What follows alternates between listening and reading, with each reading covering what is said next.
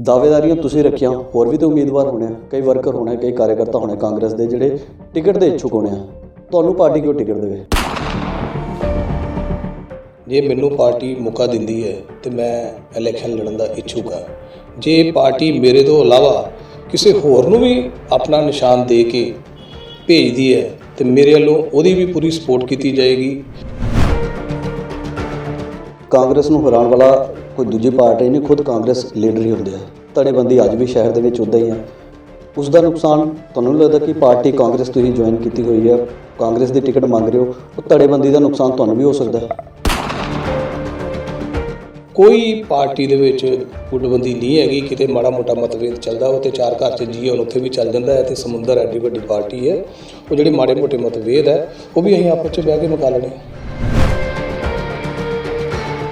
कई थावां ते गलियां बन रही, नालियां बन रही, सीवर का काम लग्या होया, ट्यूबवैल लगे हुए हैं, पर उस वेले भी बीजेपी खड़े होकर इन्नी गल कहता है कि सारे काम जिहड़े भारतीय जनता पार्टी वाले सी, सिर्फ कांग्रेस इस चीज़ का फायदा चुकण वास्ते उत्थे खड़े होंदे, अपने जिहड़े उम्मीदवार उन्होंने खड़े करके उसका फायदा लैंदे।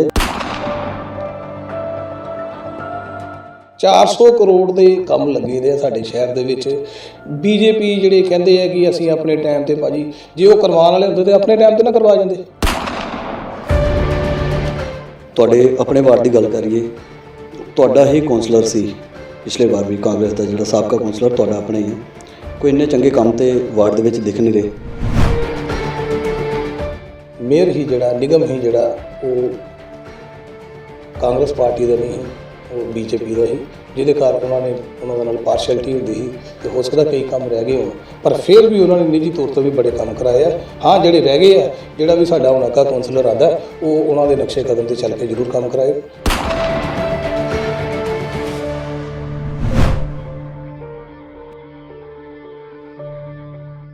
नगर निगम चोणां दा बिगुल बज चुकिया है ਅਤੇ ਇਸ ਤੋਂ ਬਾਅਦ ਵੱਖ-ਵੱਖ ਪਾਰਟੀ ਦੇ ਆਗੂਆਂ ਵੱਲੋਂ ਆਪਣੀਆਂ ਦਾਅਵੇਦਾਰੀਆਂ ਵੀ ਪੇਸ਼ ਕੀਤੀਆਂ ਗਈਆਂ ਨੇ। ਇਸ ਵੇਲੇ ਅਸੀਂ ਵਾਰਡ ਨੰਬਰ 14 ਦੇ ਵਿੱਚ ਮੌਜੂਦ ਹਾਂ, ਜਿੱਥੇ ਕਾਂਗਰਸ ਵੱਲੋਂ ਆਪਣੀ ਦਾਅਵੇਦਾਰੀ ਪੇਸ਼ ਗਣੇਸ਼ ਮਹਾਜਨ ਜੀ ਵੱਲੋਂ ਕੀਤੀ ਗਈ ਹੈ। ਮੇਰੇ ਨਾਲ ਇਸ ਵਕਤ ਗਣੇਸ਼ ਜੀ ਮੌਜੂਦ ਹੈ। ਗਣੇਸ਼ ਜੀ, ਸਭ ਤੋਂ ਪਹਿਲਾਂ ਤੇ ਤੁਹਾਡਾ ਬਹੁਤ-ਬਹੁਤ ਸਵਾਗਤ ਹੈ NTV ਤੇ। Thank you sir, thank you. Ganesh ji, ਪਹਿਲਾ ਸਵਾਲ ਕਿ ਦਾਅਵੇਦਾਰੀਆਂ ਤੁਸੀਂ ਰੱਖੀਆਂ, ਹੋਰ ਵੀ ਤਾਂ ਉਮੀਦਵਾਰ ਹੋਣੇ ਆ, ਕਈ ਵਰਕਰ ਹੋਣੇ, ਕਈ ਕਾਰਜਕਰਤਾ ਹੋਣੇ ਕਾਂਗਰਸ ਦੇ ਜਿਹੜੇ ਟਿਕਟ ਦੇ ਇੱਛੁਕ ਹੋਣੇ ਆ, ਤੁਹਾਨੂੰ ਪਾर्टी क्यों टिकट देवे? पहला तो इस चीज़ का जवाब दो सर। पहले तो इस तरह की दावेदारियां कोई नहीं होंदियां। असी कांग्रेस के वर्कर हैं, MLA साहब दे अहीं टीम का हिस्सा है। शुरू तो अहीं बाय बर्थ कांग्रेस ही है, पार्टी की सेवा की है तो समाजिक कार्य मैं करता आया शुरू तो इस कारण अहीं भी सानू भी है कि अहीं पार्टी की सेवा करन दे। जे पार्टी मौका दिंदी है तो जिहड़े काम अहीं अपने थ्रू लोगों के करवा सकने हैं, वो डिपार्टमेंटली काम भी कई होंदे है, वो जे अहीं डिपार्टमेंट के थ्रू करवा सकीए तो ज़्यादा वधिया। पार्टी के सिंबल के उत्ते तुसीं चोण लड़न की इच्छा रख रहे हो। इस वेले जिहड़ा इस वारी दा चोण है वो कुछ हटवा हैगा, क्योंकि 4 तो पार्टियां हो गई। आम आदमी पार्टी इस वारी पहली बार चोण लड़ रही है, अकाली दल भी चुनाव लड़ रही है। जिहड़ी हार जित है वो 100-200 वोटां की ही हार जित रह गई है, जिहदे कोल 100-200 वोट अपनी हैगी है, वो जित लैके चलिया होया। फिर पार्टी की कित्थे रह गई है, योग्यता कित्थे रह गई है भी पार्टी के सिंबल के उत्ते ही किया जा सकता है? जिहड़े आज़ाद उम्मीदवार वो भी तो जित सकते हैं, उन्होंने भी तो फायदा हो सकता है इस चीज़ का। पार्टी वर्कर की माँ होंदी है तो वर्कर पार्टी की रीढ़ की हड्डी होंदी है। देखो, पार्टी है तो वर्कर है, तो इस करके मैं तो एको गल तुहाडे थ्रू कहना चाहना कि मैं कार्यकर्ता कांग्रेस का। जे मैनू पार्टी मौका दिंदी है तो मैं इलैक्शन लड़न का इच्छुक हाँ।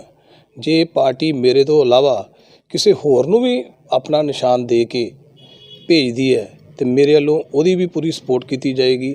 उन्होंने मैं अपने वालों पूरा तन मन धन दे नाल उहदा सहयोग दे के असीं पार्टी का इत्थे परचम लहरावांगे। बाकी जिहड़ी तुसीं कहंदे हो आम आदमी पार्टी जां अकाली दल, ये तो शुरू तो ही हुंदा रहा जी, कोई ना कोई पार्टी आंदी है, नवीं भी आंदी है, आज़ाद कैंडीडेट भी आंदे है, लोकतंत्र है, कोई भी लड़ सकता है। पर ये जिहड़ा कौंसलर का इलैक्शन हुंदा है, ये फेस का इलैक्शन हुंदा है, ये लोकां दे प्रति तुहाडे की सिद्धांत है उहदा इलैक्शन हुंदा है, वार्ड के प्रति तुहाडी की सेवावां उहदा इलैक्शन हुंदा है। जिन्नू भी लोकी पसंद करते हैं, जिहड़ा लोकां दे काम ਕਰਾਉਣ ਦਾ ਇੱਛੁਕ ਹੈ ਉਹਨੂੰ ਲੋਕੀ ਵੋਟਾਂ ਪਾ ਕੇ ਜਿਤਾਉਣਗੇ। ਵੀਰ ਜੀ, ਪੁਰਾਣਾ ਇਤਿਹਾਸ ਦੇਖਿਆ ਜਾਵੇ ਤੇ ਕਾਂਗਰਸ ਨੂੰ ਹਰਾਉਣ ਵਾਲਾ ਕੋਈ ਦੂਜੀ ਪਾਰਟੀ ਨਹੀਂ, ਖੁਦ ਕਾਂਗਰਸ ਲੀਡਰ ਹੀ ਹੁੰਦੇ ਆ। ਧੜੇਬੰਦੀ ਅੱਜ ਵੀ ਸ਼ਹਿਰ ਦੇ ਵਿੱਚ ਉੱਦਾਂ ਹੀ ਆ। ਉਸ ਦਾ ਨੁਕਸਾਨ ਤੁਹਾਨੂੰ ਨਹੀਂ ਲੱਗਦਾ ਕਿ ਪਾਰਟੀ ਕਾਂਗਰਸ ਤੁਸੀਂ ਜੁਆਇਨ ਕੀਤੀ ਹੋਈ ਹੈ, ਕਾਂਗਰਸ ਦੀ ਟਿਕਟ ਮੰਗ ਰਹੇ ਹੋ, ਉਹ ਧੜੇਬੰਦੀ ਦਾ ਨੁਕਸਾਨ ਤੁਹਾਨੂੰ ਵੀ ਹੋ ਸਕਦਾ ਹੈ? ਪਹਿਲੇ ਤਾਂ ਮੈਂ ਤੁਹਾਨੂੰ ਭਾਜੀ ਇਸ ਤਰ੍ਹਾਂ ਕਹਿ ਦਾਂ ਕਿ ਪਠਾਨਕੋਟ ਕਾਂਗਰਸ ਇੱਕ ਹੈ, ਇਹਦੇ 'ਚ ਕੋਈ ਵੀ ਧੜੇਬੰਦੀ ਨਹੀਂ ਹੈਗੀ। ਠੀਕ ਹੈ, ਲੜਾਈ ਆਪਣੀ ਆਪਣੀ ਸਾਰਿਆਂ ਨੇ ਲੜਨੀ ਹੈ, ਹਰ ਕਿਸੇ ਨੂੰ ਅਧਿਕਾਰ ਹੈ ਪਾਰਟੀ 'ਚ ਰਹਿ ਕੇ ਟਿਕਟ ਮੰਗਣ ਦਾ ਜਾਂ ਕੋਈ ਵੀ ਅਹੁਦਾ ਲੈਣ ਦਾ। ਕੋਈ ਵੀ ਕਾਂਗਰਸ ਦੇ ਵਿੱਚ ਲੜਾਈ ਨਹੀਂ ਹੈਗੀ, ਸਾਰੀ ਕਾਂਗਰਸ ਇਕਜੁੱਟ ਹੈ। ਤੁਹਾਨੂੰ ਮੈਂ ਵਿਸ਼ਵਾਸ ਦਿਵਾਨਾ, ਚਾਹੇ ਸਾਡਾ ਵਾਰਡ ਹੈ ਚਾਹੇ ਸਾਡੇ ਨਾਲ ਕੋਈ ਹੋਰ ਵਾਰਡ ਹੈ, ਜਿਹੜਾ ਵੀ ਬੰਦਾ ਪਾਰਟੀ ਦਾ ਸਿੰਬਲ ਲੈ ਕੇ ਆਏਗਾ, ਜਿਹਨੂੰ ਵੀ ਪਾਰਟੀ ਟਿਕਟ ਦੇ ਕੇ ਭੇਜੇਗੀ, ਸਾਰੇ ਦੇ ਸਾਰੇ ਕਾਂਗਰਸੀ ਵਰਕਰ ਇੰਕਲੂਡਿੰਗ ਮੈਂ, ਅਸੀਂ ਉਹਨੂੰ ਇੱਥੇ ਜਿਤਾ ਕੇ ਭੇਜਾਂਗੇ। ਇਸ ਕਰਕੇ ਕੋਈ ਪਾਰਟੀ ਦੇ ਵਿੱਚ ਗੁੱਟਬੰਦੀ ਨਹੀਂ ਹੈਗੀ। ਕਿਤੇ ਮਾੜਾ ਮੋਟਾ ਮਤਭੇਦ ਚੱਲਦਾ ਉਹ ਤੇ ਚਾਰ ਘਰ 'ਚ ਜੀ ਹੁਣ ਉੱਥੇ ਵੀ ਚੱਲ ਜਾਂਦਾ ਹੈ, ਤੇ ਸਮੁੰਦਰ ਐਡੀ ਵੱਡੀ ਪਾਰਟੀ ਹੈ, ਉਹ ਜਿਹੜੇ ਮਾੜੇ ਮੋਟੇ ਮਤਭੇਦ ਹੈ ਉਹ ਵੀ ਅਸੀਂ ਆਪਸ 'ਚ ਬਹਿ ਕੇ ਮੁਕਾ ਲੈਣੇ। ਇੱਕ ਚੀਜ਼ ਹੋਰ ਤੁਹਾਨੂੰ ਮੈਂ ਪੁੱਛਣਾ ਚਾਹੁੰਦਾ ਕਿ ਵਿਕਾਸ ਕੰਮਾਂ ਨੂੰ ਲੈ ਕੇ ਬੜੀ ਗੱਲਾਂ ਉੱਠੀਆਂ ਸੀ ਕਿ 3-4 ਸਾਲ ਦੇ ਵਿੱਚ ਵਿਕਾਸ ਜਿਹੜੇ ਨਹੀਂ ਹੈ। ਹਾਲਾਂਕਿ ਹੁਣ ਕਾਫੀ ਸ਼ਹਿਰ ਦੇ ਵਿੱਚ ਕੰਮ ਦਿਖਣਾ ਸ਼ੁਰੂ ਹੋ ਗਿਆ। ਕਈ ਥਾਵਾਂ 'ਤੇ ਗਲੀਆਂ ਬਣ ਰਹੀਆਂ, ਨਾਲੀਆਂ ਬਣ ਰਹੀਆਂ, ਸੀਵਰ ਦਾ ਕੰਮ ਲੱਗਿਆ ਹੋਇਆ, ਟਿਊਬਵੈੱਲ ਲੱਗੇ ਹੋਏ ਨੇ। ਪਰ ਉਸ ਵੇਲੇ ਵੀ ਬੀਜੇਪੀ ਖੜੇ ਹੋ ਕੇ ਇੰਨੀ ਗੱਲ ਕਹਿੰਦਾ ਕਿ ਇਹ ਸਾਰੇ ਕੰਮ ਜਿਹੜੇ ਭਾਰਤੀ ਜਨਤਾ ਪਾਰਟੀ ਵੱਲੋਂ ਸੀ, ਸਿਰਫ ਕਾਂਗਰਸ ਇਸ ਚੀਜ਼ ਦਾ ਫਾਇਦਾ ਚੁੱਕਣ ਵਾਸਤੇ ਉੱਥੇ ਖੜੇ ਹੁੰਦੇ, ਆਪਣੇ ਜਿਹੜੇ ਉਮੀਦਵਾਰਾਂ ਨੂੰ ਉਹਨਾਂ ਨੂੰ ਖੜੇ ਕਰਕੇ ਉਹਦਾ ਫਾਇਦਾ ਲੈਂਦੇ, ਜਦ ਕਿ ਕੰਮ ਸਾਰੇ ਬੀਜੇਪੀ ਦੇ ਕਰਵਾਏ ਹੈ। ਇਹ ਭਾਜਪਾ ਦੇ ਲੋਕਾਂ ਦਾ ਕਹਿਣਾ, ਤੁਸੀਂ ਕੀ ਕਹਿ ਸਕਦੇ ਹੋ ਇਹਦੇ ਬਾਰੇ?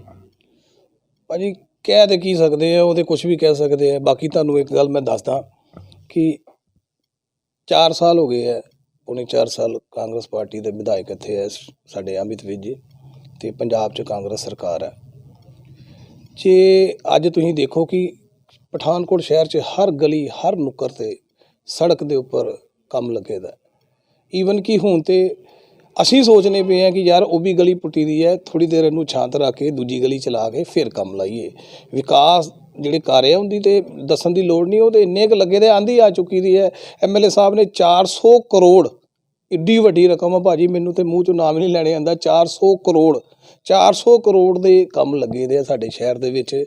ਬੀਜੇਪੀ ਜਿਹੜੇ ਕਹਿੰਦੇ ਆ ਕਿ ਅਸੀਂ ਆਪਣੇ ਟਾਈਮ 'ਤੇ, ਭਾਜੀ ਜੇ ਉਹ ਕਰਵਾਉਣ ਵਾਲੇ ਹੁੰਦੇ ਤਾਂ ਆਪਣੇ ਟਾਈਮ 'ਤੇ ਨਾ ਕਰਵਾ ਜਾਂਦੇ।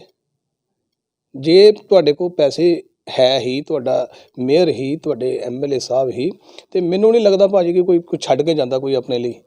ਉਹ ਤਾਂ ਜਿੰਨਾ ਕੁ ਜ਼ੋਰ ਲੱਗਦਾ ਕਰਕੇ ਜਾਂਦੇ ਆ। ਸਾਰੇ ਸਦਕਾ ਸਾਡੇ MLA ਸਾਹਿਬ ਦਾ, ਜਿਨ੍ਹਾਂ ਨੇ ਪਠਾਨਕੋਟ ਦੀ ਸਮੱਸਿਆਵਾਂ, ਚਾਹੇ ਨੈਰੋ ਗੇਜ ਦੀ ਹੀ, ਚਾਹੇ ਢਾਕੀ ਦਾ ਫਲਾਈਓਵਰ ਹੀ, ਚਾਹੇ ਇੱਧਰ ਪੁਲ ਬਣੇ ਆ ਸਿੰਬਲਾਂ ਵਾਲੀ ਸਾਈਡ, ਕਿਤੇ ਵੀ ਇਹਨਾਂ ਨੇ ਸਾਰੀਆਂ ਸਮੱਸਿਆਵਾਂ ਨੂੰ ਸਮਝ ਕੇ, ਕਿਉਂਕਿ ਪੜ੍ਹੇ ਲਿਖੇ ਦੇ ਇਨਸਾਨ ਹੈ, ਉਹਨਾਂ ਨੇ ਕੈਪਟਨ ਸਾਹਿਬ ਦੇ ਅੱਗੇ ਰੱਖਿਆ। ਕੈਪਟਨ ਸਾਹਿਬ ਨੇ ਵੀ ਉਹਨਾਂ ਦੀ ਸੁਣੀ। ਹਾਂ, ਸਾਲ 2 ਸਾਲ ਲੱਗ ਜਾਂਦਾ ਪ੍ਰੋਜੈਕਟ ਤਿਆਰ ਹੁੰਦੇ।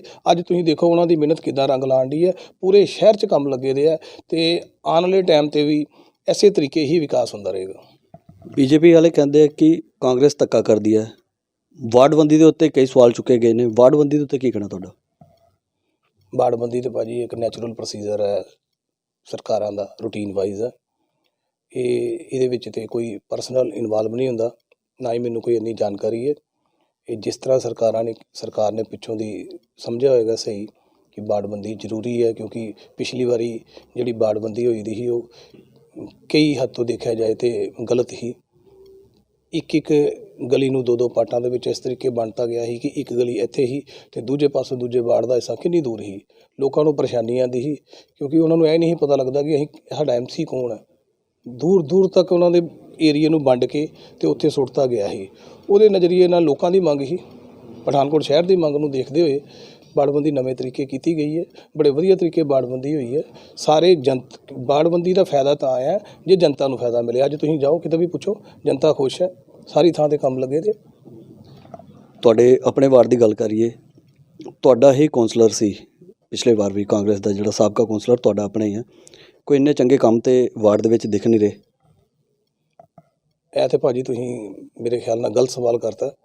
ਜਿਹੜੇ ਸਾਡੇ ਇਲਾਕੇ ਦੇ, ਮੇਰਾ ਪਿਛਲਾ 24 ਨੰਬਰ ਵਾਰਡ ਸੀ, ਅਤੇ ਜਿੱਥੇ ਮੇਰੀ ਦੁਕਾਨ ਹੈ 23 ਨੰਬਰ ਵਾਰਡ ਸੀ।